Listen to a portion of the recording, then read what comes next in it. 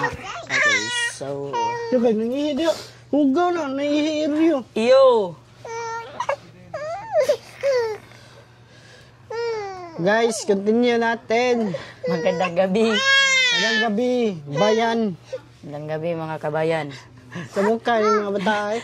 Sa mukha ni Boy. Ano sa Tagalog sa samok? Ano, sa may Tagalog sa samok. Kuhan? Comment lang sa Cocomelon. Comment nyo nga guys. Hindi kami marunong mag-Tagalog.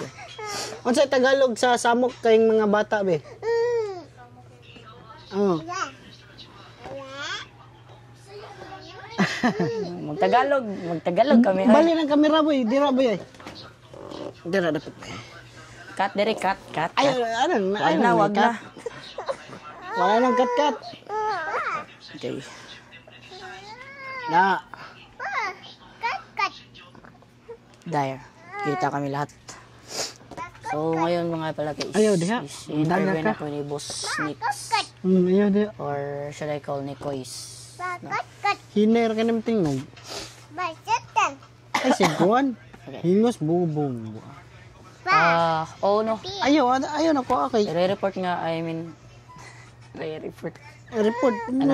Reporting.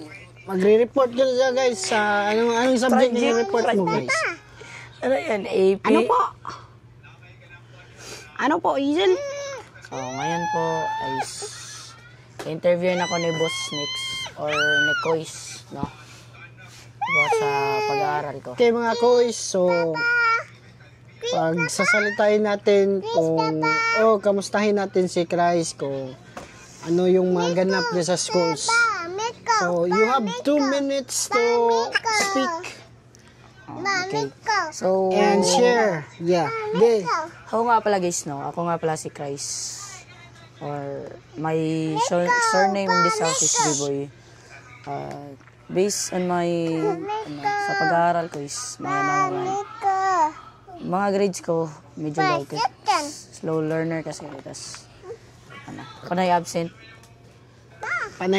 yung ako, estudyante na to guys at pasensya na. dami siyang mga kalokohan na nagawa sa school. Yung may kasi siya guys, may ex siya doon.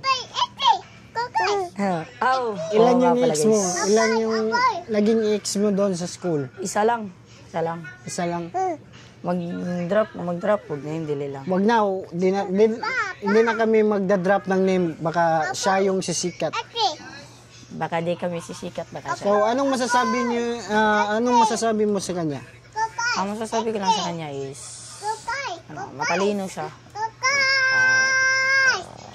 Suba, bata, ay. Nag-report pa ni Dre ba? Report pa ba? Ano sabi mo sa ex mo?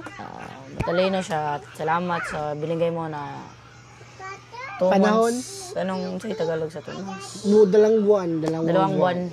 Salamat sa 2 buwan. At yun. Congrats sa bago mo. Pero may bago na siya, wala pa. Meron na. Meron na? Meron na. Tingin na.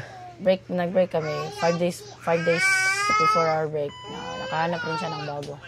Tapos ikaw? Wala pa. Putik. Ngayon lang. Ngayon, meron niya ng jowa ngayon. So, meron siyang jowa ngayon.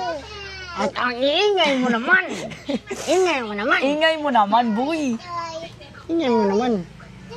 Cut. Kasi literal yan, boy.